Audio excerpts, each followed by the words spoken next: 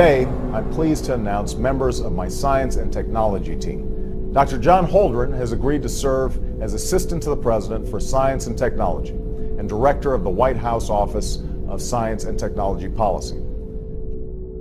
John P. Holdren is the resident science czar of the Obama White House. He's the head of the White House Council on Science and Technology, key advisor operating out of the new Executive Office building in Washington, D.C. This man is a Malthusian fanatic. He's a follower of Bentham and Malthus and Darwin. In other words, the main philosophers of the British Empire in the 19th century and the fountainhead of reactionary and anti-human ideology in that time frame. He's a radical environmentalist, an ecological fanatic, a green kook, a wacko, except that it's also very sinister because the implications of his belief structure and his world outlook are genocide.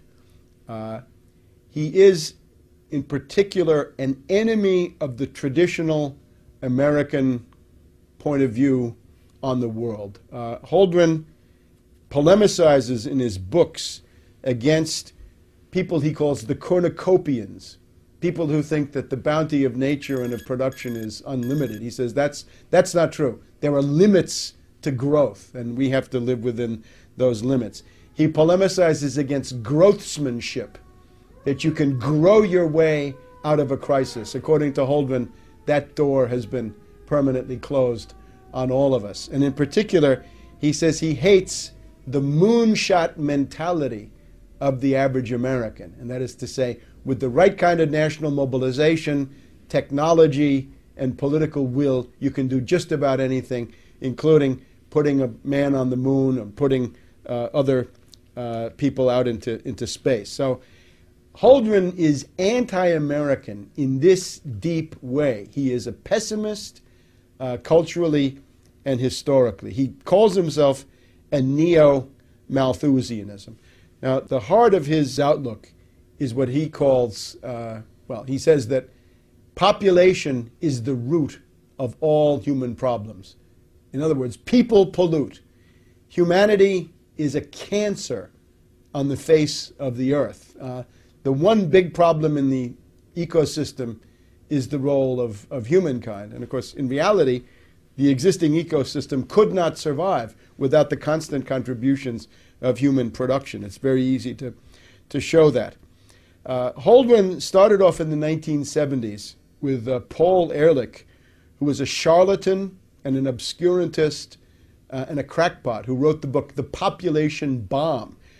Ehrlich was convinced that world population was growing out of control and that this was going to lead to a breakdown of human civilization sometime in the late 20th century. And it goes together with the campaign of the limits of growth, the Club of Rome, Aurelio Peccei, and the rest of these people. This is kind of the intellectual milieu that Holdren comes out of. Now, there was no population bomb. It's just not true.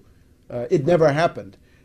Population in Europe is falling, if you just look at the self-renewal of these populations. Same thing in Japan, same thing in Russia. They've all got a demographic problem which has nothing to do with overpopulation. It has to do with shrinking population. China has demographic problems that were caused by going along with this two-child per family policy.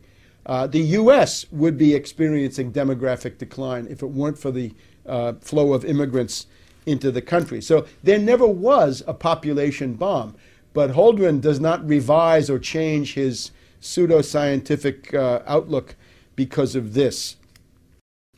Population is the problem. Now he looks around the world, writing in the early 1970s in one of his textbooks, and he says, some countries have so much population that they ought to be triaged. We should cut them off, give them no more food aid, no more credit, no more help of any kind. Well, what are the countries? He says India is probably on the list. India, hundreds and hundreds of millions of people, and Holdren says, cast them into the outer darkness. Then Bangladesh, with a couple of 100 million people, Holdren says, for sure, Bangladesh has got to be triaged. Give them nothing. Now again, the note of genocide.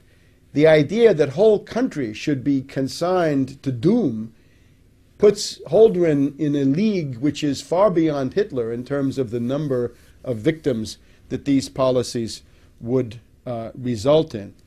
He hates science and technology.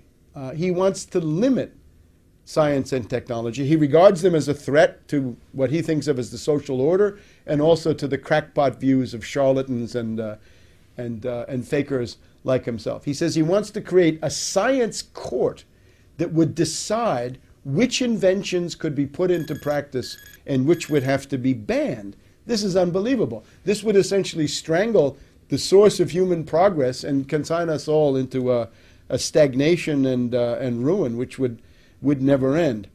Holdren believes that there's a world optimum population, or carrying capacity. Now, the idea of carrying capacity comes from the writings of a Venetian kook by the name of Gianmaria Ortes, O-R-T-E-S, writing in 1790 or thereabouts. Ortes said that the limit of the world population was 3 billion people, and that if you went beyond that, you'd have famine and starvation and death, and it would always tend back to 3 billion people. Now, Holdren is even worse. He's more genocidal than Gianmaria Ortes. He's more genocidal than Malthus, who followed in the footsteps of Ortes. Holdren says that the optimum world population is 1 billion. Now let's pause. At the time Holdren wrote that, the world population was already 4 billion. Today, if you say the optimum population is 1 billion, it would mean that more than 5 billion would have to go. And again, these are orders of magnitude that Hitler, Stalin, and Mao never dreamed of. Only in the mind of fanatics like Holdren do we get genocide of these proportions. Holdren says that the big task of policy, and here the third world and developing countries should take note. He says the main political problem facing the world is not world economic development, but stopping world economic development. He's very worried that countries like China and India and others, Latin America, South Asia, Sub-Saharan Africa, that they're going to try to imitate the development of the US, Europe, and Japan. And Holdren says that would be catastrophic. What we need is to stop third world development. We've got to convince the third world not to do that, and we've got to institute de-development worldwide. In other words, turn back the clock of history, roll back progress, and go back to what amounts to pre-industrial civilization. Well, pre-industrial civilization is a lifespan of 30 to 35 years, nasty, brutish, and short, as Hobbes put it. So that's what Holdren wants for you and your family. In order to enforce this, he talks about a supranational monstrosity that he calls a planetary regime. This means a world empire, a supranational, one-world government that would attempt to control all details of human life. Would start with what he calls the global commons. That is to say, anything that impacts the air, the soil, and the oceans would become the subject of international, supranational intervention. It would be like the IMF on steroids. Instead of just economic life, it would extend to everything. Again, the temperature in your living room, the kind of car you have, the amount you get to eat, whether you have a pet. I mean, minimal details about your everyday life. For individual countries such as the US, Holdren recommends a population law which would fix the outer limits of the acceptable population. And again, what happens if you are surplus? What happens if you are declared a useful leader? He doesn't say that so explicitly, but it's clear that you wouldn't fare very well. So one of the features of a population law, in Holdren's point of view, is to regulate the size of the family. And this is what, of course, China did in the post-Mao period, the two-child per family policy. So the hand of the totalitarian state intervenes in the most intimate decisions of the family, and the realm of individual responsibility pretty much ceases to exist. Now, Holdren is willing to do just about anything to, first of all, slow the rate of population increase. That's his first goal. Secondly, to bring population into stasis or equilibrium, zero growth, but then to turn it back and have a decreasing, diminishing world population. The Chinese experience is if you do that, you're flirting with economic collapse. But Holdren doesn't care about that. He's, of course, a fanatic. So what is he willing to do? He talks about all kinds of forced sterilization. That you can have surgical interventions on males. In India, he says, there was a policy of obligatory vasectomy once you had 2 children in the family if you were a government employee. He says that's something we could think about imitating. Compulsory abortion. Think about that. That would be something that was flirted with in post-Maoist China. He wants to have licenses for birth. In other words, a woman is not allowed to give birth unless she's purchased a marketable birth license. And of course, what happens if Goldman Sachs comes in and, because women are going to want those, drives up the price 100 times so that nobody can afford a birth permit? And what happens to people that are born illegitimately, meaning without a birth permit? He wants to have things that have been done in the meantime. Norplant, I think, is an example. Subcutaneous chemical devices that are put into the flesh of women to prevent them from conceiving. So, forced sterilization, compulsory abortion, forced vasectomy, birth licenses, subcutaneous implants, all kinds of compulsory, obligatory methods.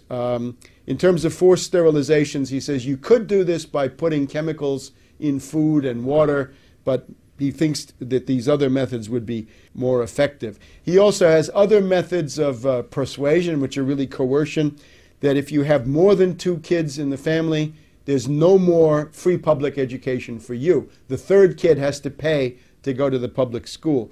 If you're living in public housing, which is the case in some countries, the 3rd kid gets you kicked out of the public housing and you become homeless.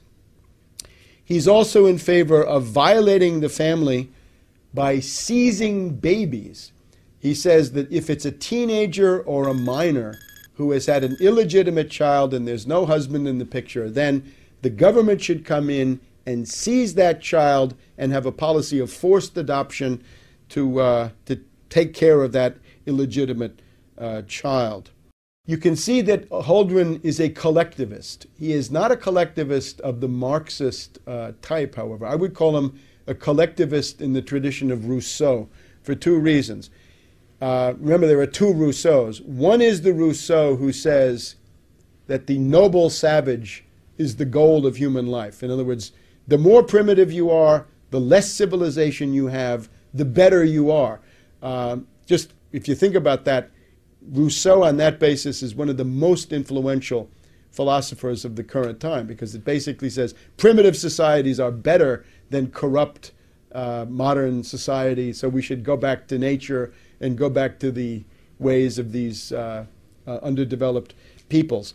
But then there's the other side of Rousseau, which is the collective will. The late Rousseau writes about the collective will, in that the individual counts nothing compared to the collective will. This is essentially the philosophy of the reign of terror in the French Revolution, and that's pretty much where Holdren is. So I would call him a Rousseauvian fanatic, in addition to being a Malthusian and a Darwinist and a Benthamite, and he wants to have the noble savage, roll back civilization, go back to pre-industrial civilization, or call it civilization if you want to, and at the same time he wants to impose the collective will. He even writes about infanticide. He says that infanticide is found in many primitive peoples, and he says, well, what that means is that these societies thought that the survival of the group and the collectivity was more important than the individual, so they didn't hesitate to kill babies, which implies Holdren's idea of civilization. It's a form of barbarity. Again, in Holdren's world, there are 2 main evils. One is overpopulation, the other is industrial pollution. In the